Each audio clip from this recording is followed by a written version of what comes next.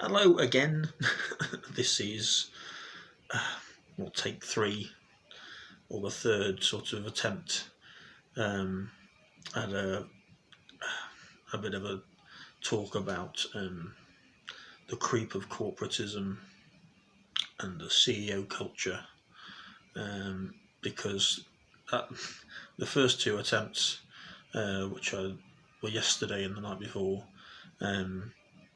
I just didn't do a very good job, unfortunately, and I did such a bad job actually that I found out subsequently that a few people who I have enormous respect for thought that I was perhaps aiming my thoughts and comments at them, so I'm here to do a better job this time, and hopefully explain myself better. So there it goes again. Yeah, I'm loath to use a term now because it's what I sort of entitled the second attempt video. But yeah, the issue of the corporate structure taking over in almost all institutions that we have to have contact with or need to have contact with. And I gave the example personally for me, that would be, now in recent times, the government departments, so the DWP, it would be local government has a very corporate structure above sort of community council, and my experience of further and higher education, those institutions have run a business model. They're a corporate sort of hierarchy at the top. I'm talking about the top of those institutions, the sort of boards effectively that run them. And of course the problem with that is that it takes away from what was often there before, which would have been trying to think of the word now. Gone blank. Every time I do this I go blank. What's the word?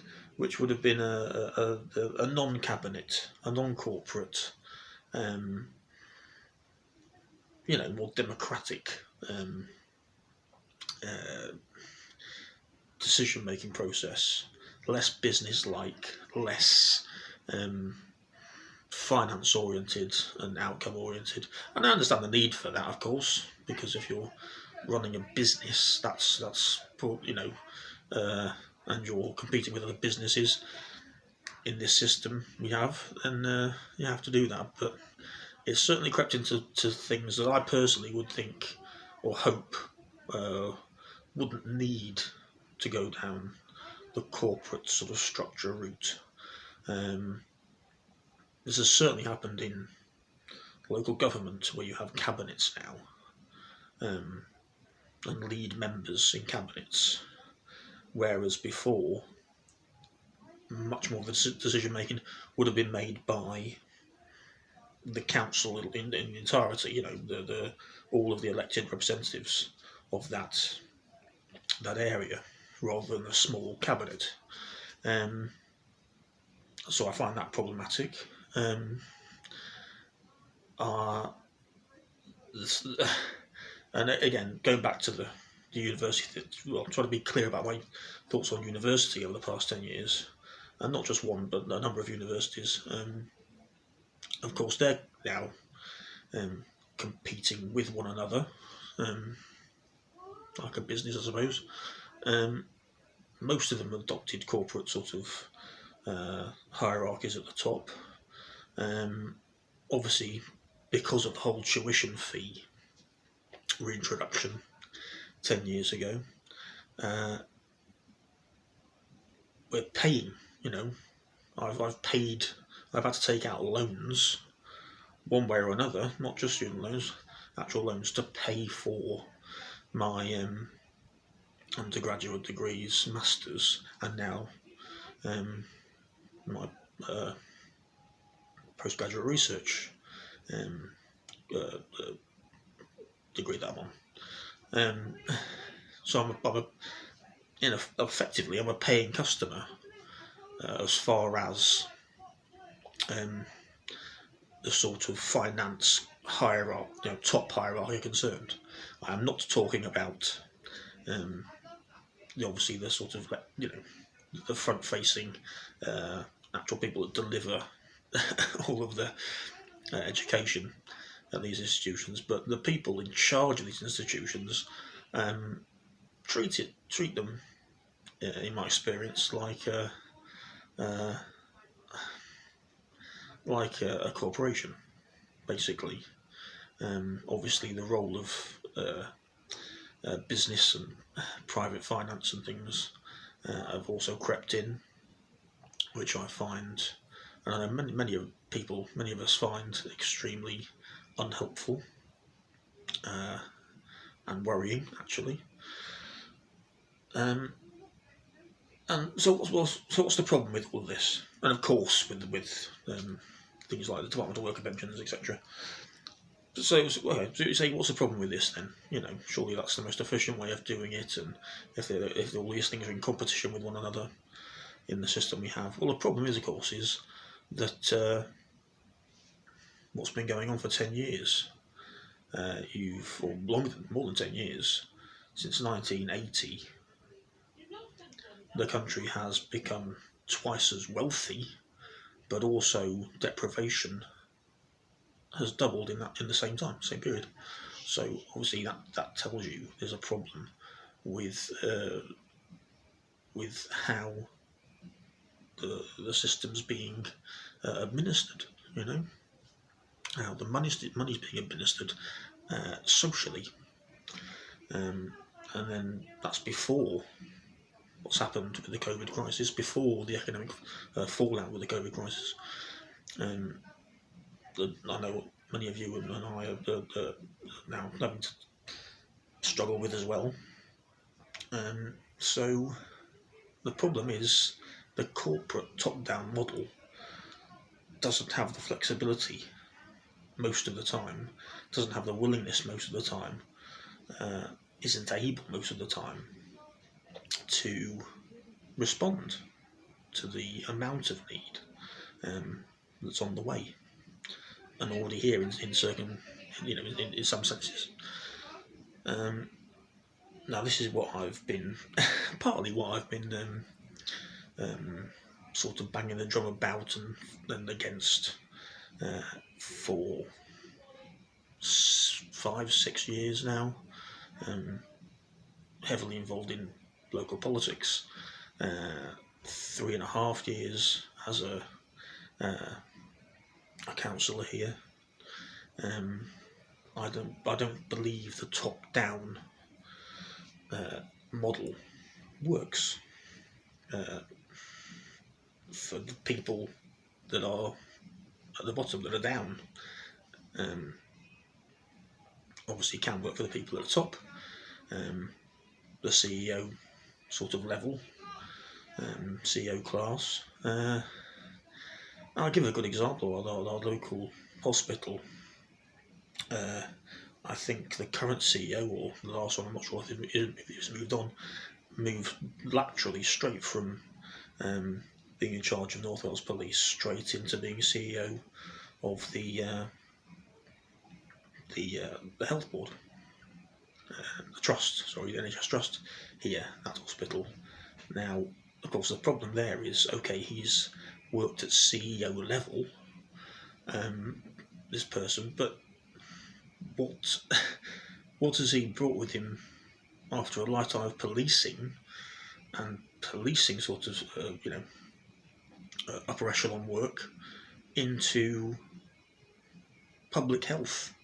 What does he know about public health? What does he understand about public health? So it's this lateral sort of CEO moving, CEOs of one local authority moving straight into another local authority. Fine. So, but what do they know about the differences between the areas? The social makeup. So, yeah, I would say, my own opinion, that quite a few of the people that I've met, not all, but quite a few people I've met at that level, do live, perhaps in here, and materially to an extent, in ivory towers, unfortunately, which of course doesn't help me, doesn't help you watching this, doesn't help the vast majority of people who aren't in that position. So I think, I'm trying to work towards, in any way that I can, pointing out the problems with this, pointing out particularly what's going on, and will be now for some years to come, what we could do as an alternative. So what is the alternative? Well, I think the alternative is, it's already going on to an extent, not everywhere, but in many places, communities are looking after themselves as much as they can, hopefully, because I don't think the sort of corporate / government, because now they have governance, because that's sort of linked together now, inexorably it would seem, has anything to offer us.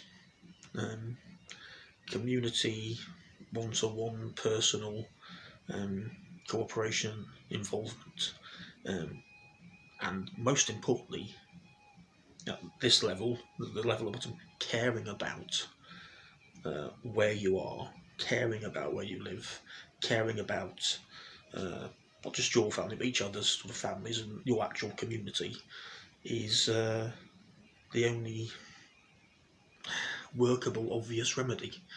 That sounds a bit sounds very anarchistic, if that's a word, and I don't consider myself an anarchist, but yeah, I think that's the way to go. I think a lot of places, people are sort of starting to realise this and go down that route if they can. I'm certainly trying to promote this where I am. I don't have any power per se as a local councillor. And I shouldn't. I'm supposed to be a representative of people who need representation. Sometimes, often actually, representation in dealing with the sort of corporate top-down model structures. So yeah, that's my view. I hope I've explained that better this time. Now, 3 times a charm, hopefully. 3rd time lucky. I hope I've done a better job this time. But what do you think? What's your sort of view? Please comment, like and subscribe. Share if you can. If you'd like to. Click the little bell for any upcoming videos so you get notifications. And next time I can find a bit of time, I'll be back with another topic. So take care for now. Stay safe.